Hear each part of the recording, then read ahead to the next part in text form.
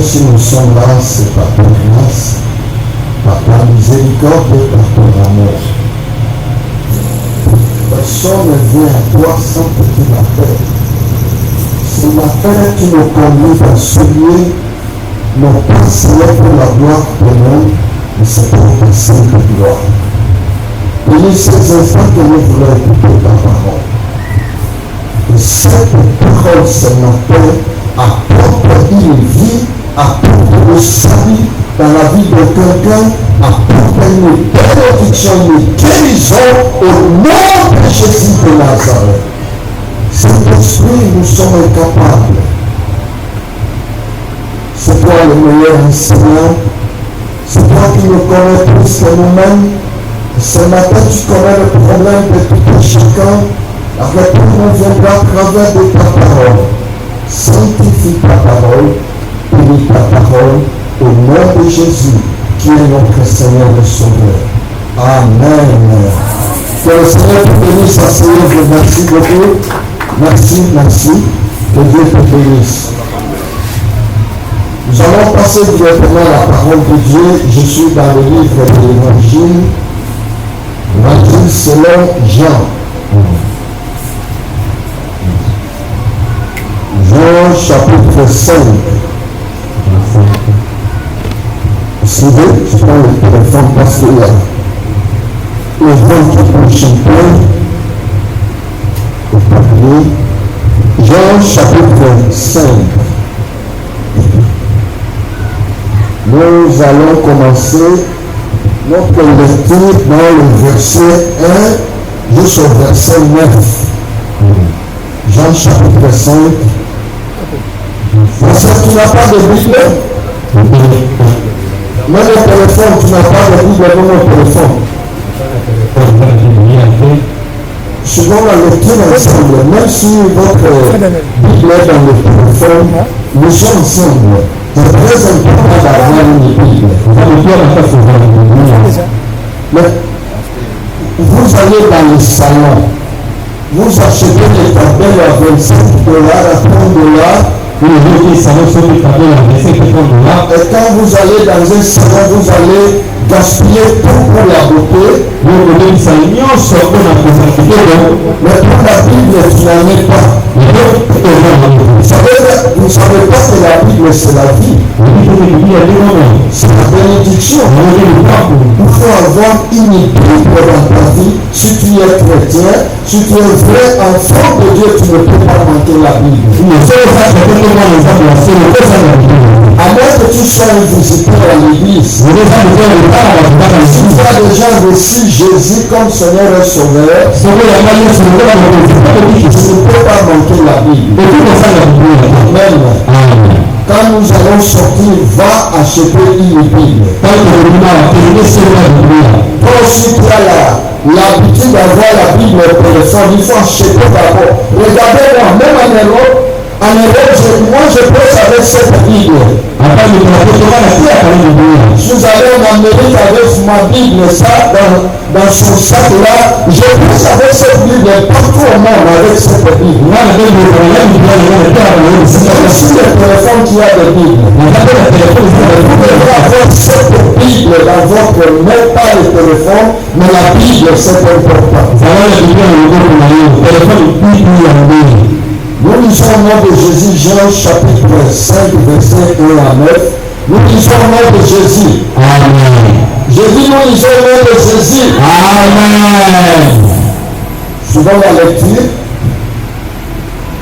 Après cela, il y eut une fête de Juifs. Et Jésus monta à Jérusalem. Or, à Jérusalem, près de la porte des brebis, il y a une piscine qui s'appelle en hébreu Bethesda et qui a 5 portiques. Sous ce portique était couché un grand nombre de malades, des aveugles, des boiteux, des paralytiques, qui attendaient le mouvement de l'eau. Quand un ange descendait de temps en temps dans la piscine et agitait l'eau, celui qui descendait le premier, après que l'eau avait été agitée, était guéri. Quelques fils à maladie. Là se trouvait un homme. Le verset 5, c'est là où se trouve notre thème. Là se trouvait un homme malade depuis 38 ans. Jésus l'ayant vu coucher, et sachant qu'il était déjà malade depuis longtemps, lui dit, veux-tu être guéri? Le malade lui répondit, Seigneur, je n'ai personne pour me jeter dans la piscine quand l'eau est agitée. Et pendant que je vais, un autre descend avant moi. Le verset 8, Jésus dit, lève-toi. Lui dit Jésus, prends ton lit et marche. Aussitôt, ton fils guéri, il prit son lit et marcha. Un jour de sabbat, la parole de Dieu,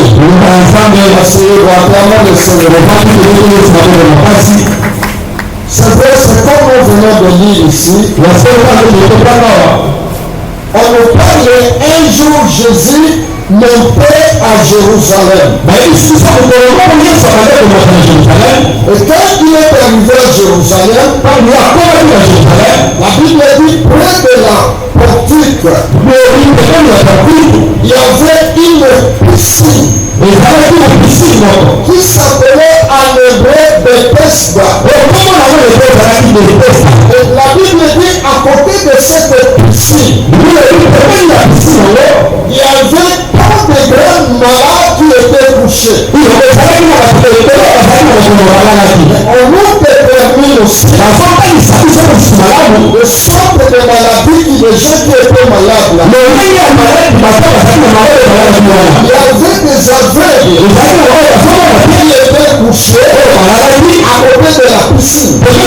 Il y avait des boiteux qui étaient couchés à côté de la piscine. Il y avait des paralytiques qui étaient à côté de la piscine. Pourquoi il était accouché à côté de la piscine? Parce que avant être guéri, quand tu veux être guéri, il faut descendre dans la piscine. Il y avait des moments là dans la piscine. Il a jeté l'eau. L'ange dans la piscine. Il a jeté l'eau. C'est le mouvement de l'eau. Quelqu'un descend dans le mouvement de l'eau. Recevez la bénédiction. Dites amen. Amen. Alors, ici, on nous parle d'un homme. À part les aveugles, à part les voitures, il y avait un homme qui était couché à côté de la piscine. Il n'a pas traduit.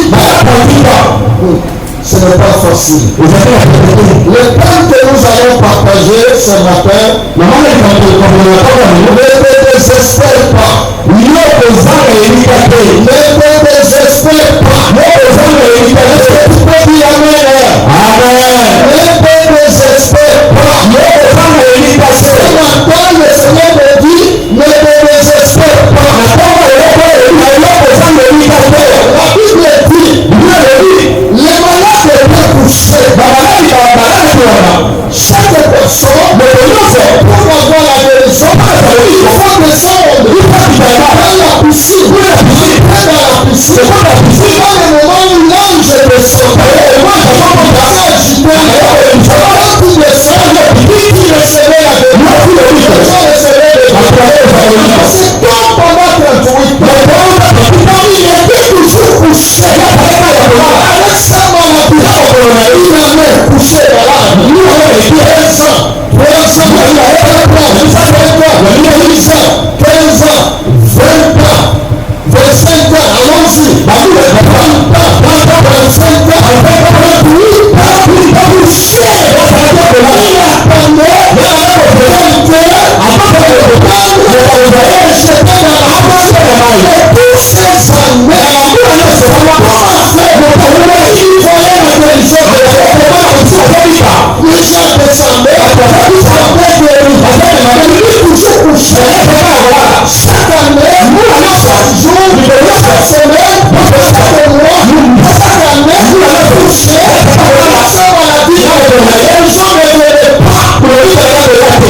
Cet homme était découragé. Il était découragé. Comment? À côté de lui, il y avait aussi des gens qui étaient malades. Il descendait, il était guéri. Mais son problème, pourquoi les autres sont guéris?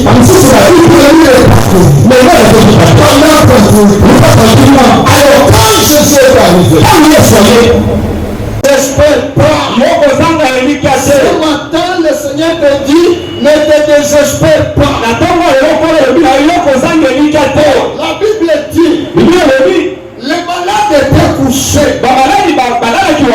Chaque personne, pour avoir la guérison, il faut descendre dans la piscine. Après dans la piscine, dans le moment où l'ange descendait, il commençait à agiter.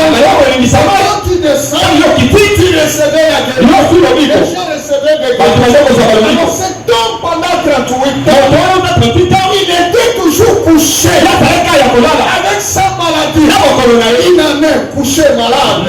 15 ans, 3 ans, 4 ans, 5 ans, 10 ans, 15 ans, 20 ans, 25 ans, allons-y, 30 ans, 35 ans, 38 ans, couché. Il attendait quelqu'un pour prendre et jeter dans la piscine. Mais tous ces années, comment faire? Il voyait la guérison de les gens descendaient, ils sortaient guéris. Mais lui toujours couché. Chaque année, chaque jour, chaque semaine, chaque mois, chaque année, couché. Sa maladie, les gens ne venaient pas. Cet homme était découragé. Il était découragé. Comment? À côté de lui, il y avait aussi des gens qui étaient malades. Il descendait, il était guéri. Mais son problème, pourquoi les autres sont guéris et lui n'est pas guéri? Pendant 38 ans. Alors quand Jésus est arrivé, Jésus nous pose la question: veux-tu être guéri? Il répond: Seigneur, je n'ai personne. Je n'ai personne pour me faire descendre dans la piscine. Avoir Jésus dans la vie, c'est une bonne chose. Marcher avec Jésus, c'est une vie de victoire. Quand vous avez Christ, sera l'espérance de la gloire. C'est ton espoir. C'est ton appui. C'est ton soutien. Oh mes sœurs et frères, les gens peuvent t'abandonner. Les amis peuvent t'oublier. Les gens peuvent te rejeter. Écoute-moi ce matin. Quelqu'un ne t'abandonne pas. Quelqu'un te soutiendra. Quelqu'un qui te connaît mieux. Toi-même, tu te connais mieux. Ta famille, tu te connais mieux. Tes amis, c'est Jésus. Là où tu es abandonné, Jésus viendra pour te soutenir. Pour te soutenir. Là où tu es oublié, Jésus viendra pour te réveiller, pour te bénir. Regardez, pendant 38 ans, les autres entrent, sortent. Ils sortent. Ils sortent. Cet homme la met au jour. La guérison des autres. Regardez la bénédiction des autres. Ils voyaient la mort. Parce que la guérison ne venait pas. Ils voyaient la mort. 38 ans. Touché par terre. Maladie. Ce n'est pas facile. Ce n'est pas facile. On n'a pas d'espoir. Cet homme avait perdu tout l'espoir de la vie. Il avait perdu tout espoir de la bonne santé. Il ne pensait pas qu'un jour il allait être guéri. Pour lui, il voyait la mort. Car cet homme voyait la mort. Cet homme voyait être abandonné. Mais il y a quelqu'un qui voyait au contraire dans sa vie. Est-ce que tu peux dire amen? Je te dis ce matin, ne te désespère pas. Même si le mariage ne vient pas, le mariage est là. Même si tu n'as pas d'argent, l'argent viendra. Même si tu veux voyager, tu as perdu beaucoup d'argent dans les agents. Tu n'as pas eu le visa. Je te dis, le visa viendra. Tu as fait tant des années. Tu étais marié. Les enfants ne viennent pas. Ils pleurent. Il y a des problèmes au milieu de la famille. Écoute-moi. Si tu es chrétien, les enfants viendront. Ne te désespère pas. Avant que cette année se termine, le Seigneur fera quelque chose. Avant la fin de cette année, le Seigneur va te visiter. Le temps n'est pas encore passé. La montre de Dieu. La montre de Dieu n'a jamais été en retard. De ses enfants. Tu es là. Le temps de Dieu. Dieu connaît le jour de ta bénédiction. Dieu connaît les bonnes choses. Nous ferons dans son temps. Une fois je prêchais à Luanda. Ce jour-là, on avait besoin de l'argent à la maison. Pasteur, on n'avait rien. On avait un bébé. Alors, on n'avait pas d'île, on n'avait pas de pampers. Toutes les histoires de l'enfant, c'était fini. Et samedi, madame me demande l'argent, je dis je n'ai rien. Vous avez prié, le Seigneur va nous aider. Samedi, moi ça c'est une gambo. Pendant la nuit, je commence à prier, je dis Seigneur, aide-nous à la maison, on n'a rien, surtout la provision pour l'enfant. Le matin, j'arrive à l'église, je commence à prêcher. Je vois une maman qui était touchée par la parole. Il se lève, vient et donne quelque chose. Maintenant, je mets dans ma poche, je n'ai pas vérifié. Quand je prêchais, j'étais touché à l'acte que cette maman avait fait. À la fin du culte, je cours pour saluer cette maman. Cette maman, que Dieu te bénisse l'acte que tu as fait. Parce que j'avais des besoins, je sais comment je m'aime. Cette maman, Dieu l'a touché, m'avait béni. Même ma main à la poche, je vois ces $100. Que le nom du Seigneur soit loué.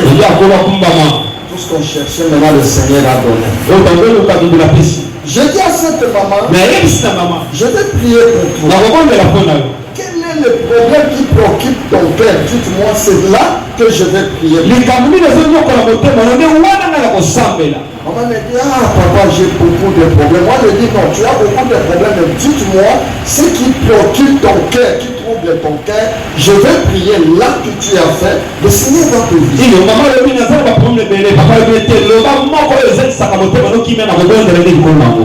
Il me dit, papa, je vais dire des problèmes. Je dis, oui, allons-y.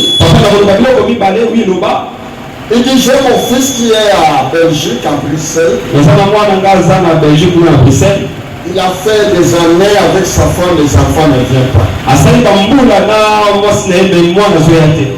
La famille de l'homme, la famille de la femme commence à beaucoup parler. Si papa, vous pouvez prier, par ta grâce, le Seigneur peut me visiter. J'ai dit oui, c'était le dimanche. Prends mon numéro, donne à ton fils, demain lundi qu'il m'appelle. Quel est le second problème? Il dit il vendait au marché. On avait un marché qu'on appelait Rock. Il y a des gens qui étaient en Angola qui connaissent ça. Un marché Rock, c'était la première marché en Afrique centrale. Il gagnait par jour $4,000 quand il vendait. Il me dit quand il gagne $4,000, elle garde l'argent. Mais quand elle arrive à la maison, elle vérifie l'argent. Il y a des fois $2,000 qui apparaissaient. Je dis, oh maman, ce que tu me dis, c'est vrai. Oui, papa, je te dis, c'est vrai.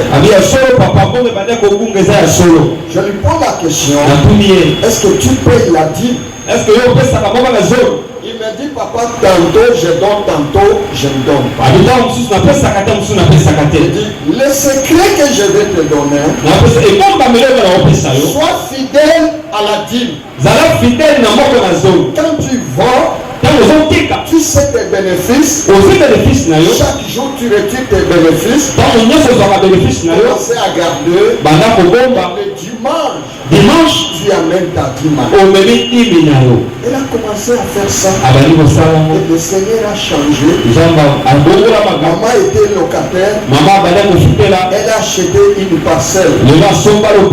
Elle a construit. Elle est entrée dans sa propre belle maison. Elle a acheté la seconde parcelle. Elle a construit. Elle a mis son fils qui était pasteur. Vous voyez comment la dîme fait, non? Est-ce que tu payes la dîme? Tu travailles, tu gagnes l'argent, tu payes la dîme. Est-ce que tu es fidèle à la dîme? Ce témoignage te réveille. Ce témoignage t'amène à l'obéissance, à la fidélité dans la dîme. Est-ce que tu peux dire Amen? Amen. Commencez à payer la dîme. Derrière une dîme, il y a une puissance de bénédiction financière.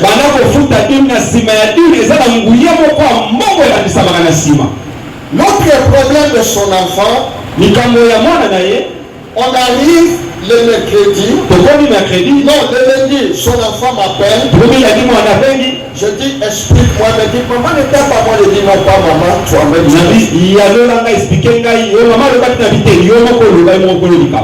Elle m'a expliqué. Je lui ai dit ceci. Regardez ici. Vous regardez les gens qui entrent. Regardez ici. Je ne vais pas prêcher jusqu'à ce que vous allez me regarder. Que tout le monde me regarde.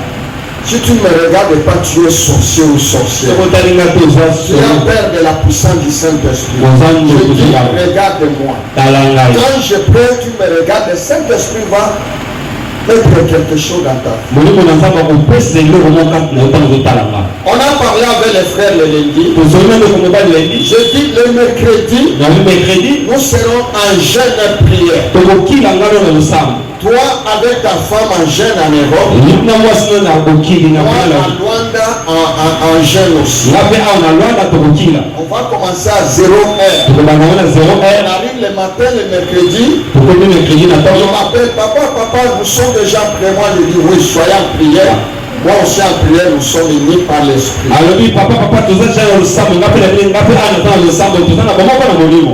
Je les ai dit quand on arrive à 12 heures. Vous allez m'appeler, je vais faire une prière pour vous. Vous allez rentrer à la maison pour manger. Moi, je vais continuer jusqu'à 18h.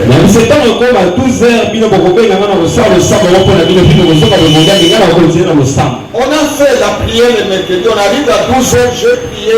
Je dis, allez manger, soyez à l'aise, moi jusqu'à 18h. J'ai prié aussi jusqu'à 18h. Après 2 semaines, j'étais à la maison. Un coup de téléphone. Papa, vous êtes où? Je dis que je suis à la maison. Qu'est-ce qui se passe? Il me dit que papa, nous venons de l'échographie. On a confirmé. Ma femme est grosse. Elle a des jumelles. Moi je dis gloire au Seigneur.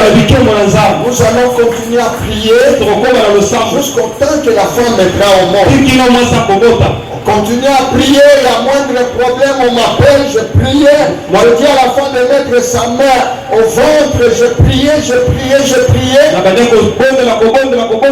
Jusqu'au jour où on m'appelle, oh papa. La femme a mis au monde 2 filles, 2 jumelles, elle a mis au monde 2 filles. Je dis gloire au Seigneur. Sa mère a dit envoyer une action de la pasteur Batibela Kingaïgo. L'enveloppe de l'ego était venue. Je ne peux pas dire le montant, ça c'est un secret. Le travail qu'on avait fait. Notre Père ne te désespère pas. Le Dieu que nous prions, il existe. Le Dieu que nous prions, ce matin, il est présent.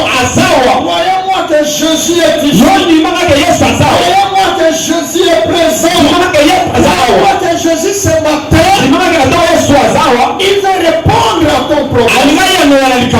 Il y a un problème. Il dérange ta vie. Depuis le mois de janvier, ce matin, tu n'as pas la paix. Tu manques de sommeil. Il y a des troubles au cœur. Tu manques la joie. Tu regardes les autres pensant que les autres sont plus meilleurs que toi. Cet homme était couché pendant 38 ans. Et là la Bible dit il y avait d'autres malades. Et à côté de lui, les et il s'était guéri. Son temps de la guérison, quand les autres étaient guéris, il n'était pas encore là. Oh, Dieu est bon. Dieu est bon. Cet homme était dans le découragement. Cet homme pensait que cette prière n'était pas arrivé à Dieu. Là, je m'écoutais. Cet homme croyait être oublié. D'autres malades sont guéris. Moi, je suis toujours année par année, jusqu'à 38 ans, la guérison ne vient pas. Est-ce que Dieu t'a oublié? Écoute-moi. Depuis le jour de ta naissance jusqu'à ce matin, si tu es en vie, si tu es en bonne santé, cela veut dire Dieu te connaît. Dieu te connaît. Dieu ne t'a pas oublié. Dieu ne t'a pas abandonné. Dieu ne t'a pas te laissé. Tu es dans le plan de Dieu. Dans le projet de Dieu. Dans le projet de Dieu. Voyez-moi que Jésus te visite. Voyez-moi que la bénédiction. Voyez-moi que l'élévation. Tu es le maître de temps et de circonstances. Amen. Dans le mauvais temps, dans les moments de difficulté, les sœurs et frères, nous pouvons aussi glorifier le Seigneur. Les difficultés ne peuvent annuler la promesse de Dieu dans ta vie. Regardez le parcours d'Israël. Ils sortent de l'Égypte. Dieu ordonne son peuple, le peuple de la promesse, pour quitter l'Égypte. À la terre promise. Ce parcours n'était pas facile. Dieu le fait sortir. Dieu libère son peuple dans l'esclavage. Entre les mains de Pharaon. Le peuple commence à marcher sous l'ordre de Moïse. Ils ont quitté. Ils commencent à marcher. Ils se réjouissaient. Nous sommes dans la terre promise. Nous allons manger de miel. Nous allons boire du lait. Nous ferons ceci, cela. Quand ils arrivent quelque part, ils rencontrent la mer rouge.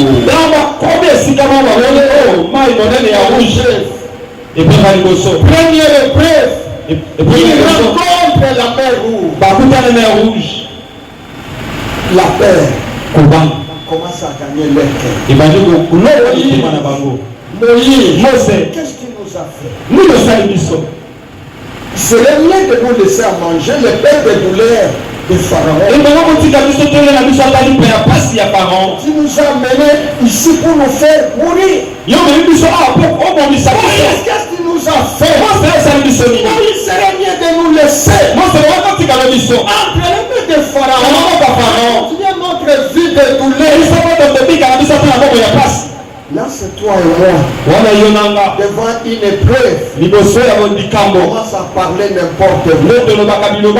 On dirait que Dieu n'existe pas. On dirait que Dieu nous a oubliés. On dirait que Dieu ne nous voit pas. On dirait que la main de Dieu n'opère pas. On dirait que nos prières ne sont pas écoutées. On poser des questions. Mais comment l'autre est béni maintenant? Est-ce que moi j'ai péché? Est-ce que moi j'ai fait? Non, ma sœur. Les épreuves, les difficultés ne peut annuler la promesse que Dieu t'a faite. Écoutez-moi. La mer rouge ne peut pas empêcher la bénédiction au peuple de Dieu. Le problème qui vient dans ta vie, les difficultés que tu passes, les moments difficiles que tu passes, frère, écoutez-moi. L'école de Dieu, l'école de Dieu, en train de t'apprendre beaucoup de choses. La bénédiction viendra. Oh, tu seras heureux. 38 ans, couché. Il pensait à la mort. 38 ans malade, ce n'est pas facile, mais c'est la mort. Cet homme n'avait même pas une pensée de guérison. Non. Il était désespéré. Donc, désespéré. Écoute-moi, mon frère. Je te dis ce matin, nous approchons à la fin de l'année. Le Seigneur te parle ce matin. Le dimanche 23, il te dit le mois de novembre, ne te désespère pas. Il y a encore l'espoir. Il y a encore l'espoir. Il y a encore l'assurance pour toi. Il y a encore le temps de Dieu pour toi. Il y a encore la bénédiction pour toi. Tout ce problème qui dérange ta vie, le Seigneur est avec toi. Il a dit, je ne t'abandonnerai pas. Il a dit, je ne te délaisserai pas. Je suis avec toi. Je serai avec toi. Tu seras avec moi. Dieu n'avait pas abandonné son peuple devant une épreuve. Moïse avait le bâton. Je lui ai dit, qu'as-tu dans tes mains? Il a dit, prends le bâton que tu as. Frappe à la mer. Moïse a frappé la mer. La mer s'est divisée à deux. La mer s'est séchée. Et Dieu a ordonné à Moïse de dire à son peuple de commencer à traverser la mer. Pendant qu'Israël traverse la mer, au moment où Pharaon, avec ses chars, avec ses militaires, était derrière, il suivait Israël pour l'empêcher à retourner en Égypte à la vie d'esclavage. Ma sœur, tu as déjà accepté Jésus comme Seigneur et Sauveur. Qu'est-ce que tu fais que tu retournes encore? Le problème ne peut pas te retourner au monde. Le problème, c'est une école de Dieu. Dieu est à t'apprendre. Écoutez-moi, Israël, pour quitter Israël, jusqu'en Égypte, l'Égypte. Pour entrer dans le Canaan, c'était quelque chose de 11 jours. C'est 11 jours. 2 semaines presque. Mais Israël a fait combien de temps? 40 ans. C'est comme ça, non? Amen. Dans le désert, 40 ans. Amen. C'était 40 ans, non? 40 ans. Regardez la distance de 11 jours à 40 ans. Pourquoi tu avais permis? Au lieu, c'est lui qui a ordonné que le peuple entre dans la terre promise. C'était la promesse que Dieu avait donnée à Abraham. Je bénirai ton nom, je bénirai tes descendants, toutes les familles de la terre seront bénies par toi. Je rendrai ton nom grand. Comme tu es fidèle dans sa promesse, Abraham était déjà mort. Dieu ne pouvait pas abandonner les descendants d'Abraham entre les mains de Pharaon. Là, Dieu sera un menteur. Mais la Bible dit que Dieu ne ment pas et il ne mentira pas. Il est toujours fidèle dans sa promesse. Écoute-moi ce matin. Si Dieu t'a promis quelque chose, cela n'est pas encore arrivé, cela arrivera. La main de l'Éternel n'est pas trop courte pour nous sauver. La main de l'Éternel n'est pas trop courte pour bénir, pour nous visiter, pour faire ses merveilles. Dieu que nous prions, ce n'est pas le Dieu des morts, mais le Dieu vivant. Assis, il est assis dans son trône éternel, à la du Père. Il intercède pour l'Église. Dès que nous sommes là, Jésus est en train d'intercéder. 24 heures sur 24, le Seigneur intercède pour toi. Le Seigneur intercède pour ta sécurité. Parce qu'on allait nous tamponner c'était dans la moto. Vous savez, les jeunes de moto, comme ça. Il y avait un grand car qui était derrière. Alors quand le grand car a essayé d'accélérer, la moto aussi, j'allais parler en continuer. La moto aussi est passée, jusque là, les véhicules, devant les véhicules, touchaient la moto. Avant de venir, moi j'ai recommandé la journée entre les mains du Seigneur. Éloigne la mort, éloigne les accidents, éloigne le mal. ta sécurité soit silencieuse. longola accident, Dieu a décrété l'accident.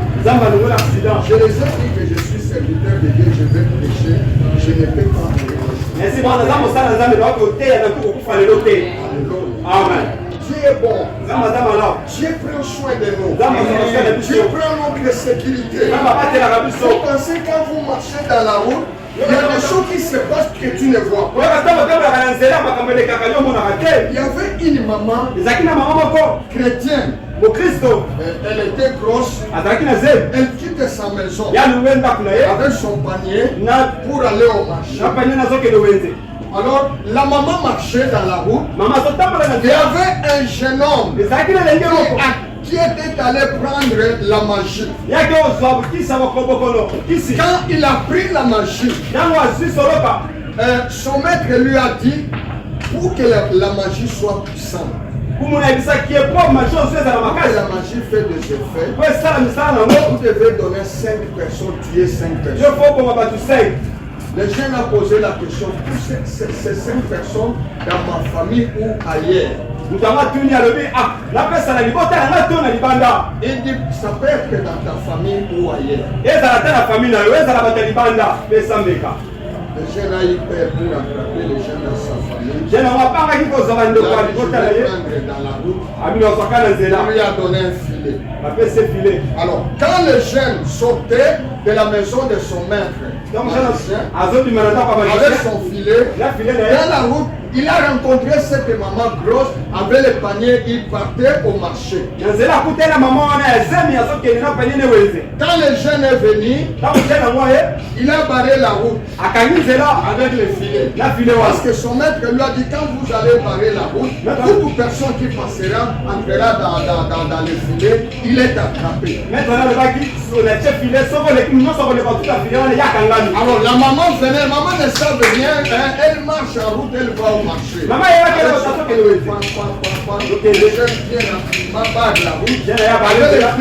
ne voyait pas cette année. Comment les sorciers font les choses. Alors la maman vient, quand la maman arrive là où il y avait les filets, les jeunes voient la maman se soulève dans le vide. Elle se soulève dans le vide, elle tombe de l'autre côté. Elle vient pour la seconde fois barrer la route. On ne voit rien. Quand nous marchons dans la route, on voit rien. Mais spirituellement, il y a des choses spirituelles. La seconde fois, elle barre la route. La maman arrive, idem. Elle se soulève, elle tombe de l'autre côté. Il vient pour la 3e fois. La maman marche, ne voit rien. Tombe de l'autre côté. Le jeune a prié, comment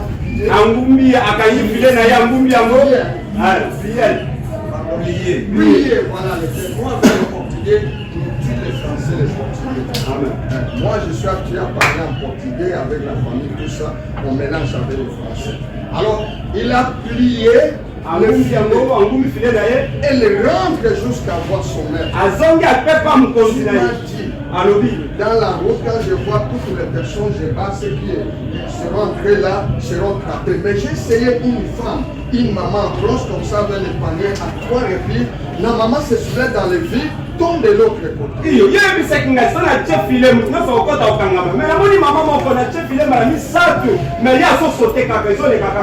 Son maître lui dit, ces gens-là qui ne sont pas attrapés dans notre filet, c'est les gens qui ont cette personne-là qu'on appelle Jésus. Amen. Toute personne qui a Jésus en lui ne peut pas être, parce que la puissance qui est en Jésus est plus que notre puissance.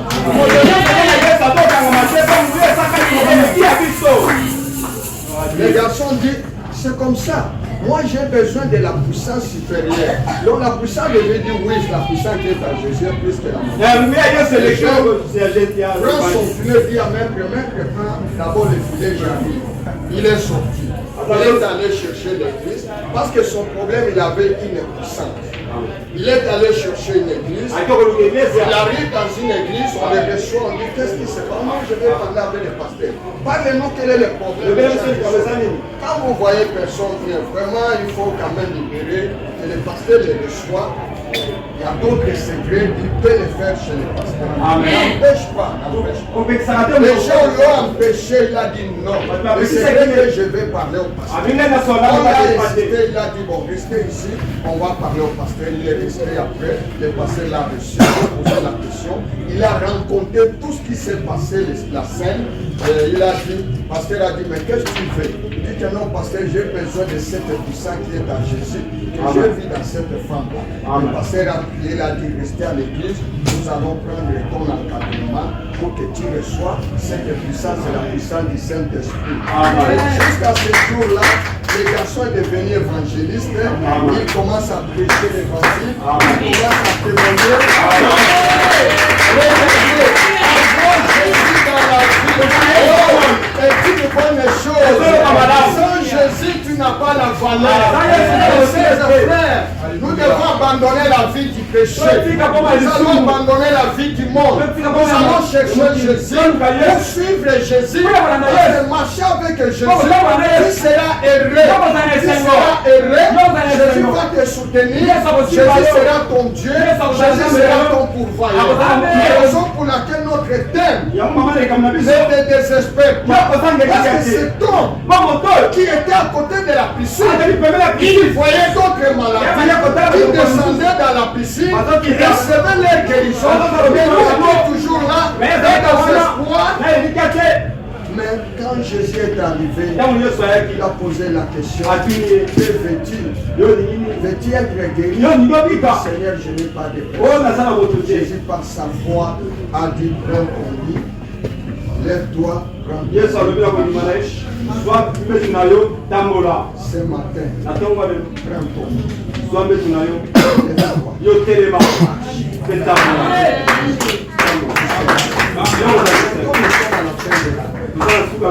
Le Seigneur t'a promis quelque chose. Ne pense pas que le Seigneur a oublié. Nous nous oublions rapidement. Mais Dieu n'oublie jamais. Tu es dans le projet de Dieu. Tu es dans le plan de Dieu. Dieu veut faire quelque chose avant la fin de cette année. Dans ta vie, Dieu veut te bénir. Dieu veut te visiter. Dieu veut transformer ta vie. Si tu le veux, donne ton cœur à Jésus. Donne ta vie à Jésus. Que Jésus soit ton Seigneur. Que Jésus soit ton sauveur. Tu verras la gloire de Dieu. La gloire de Dieu descendra. Et tu seras heureux et tu auras la solution. Nous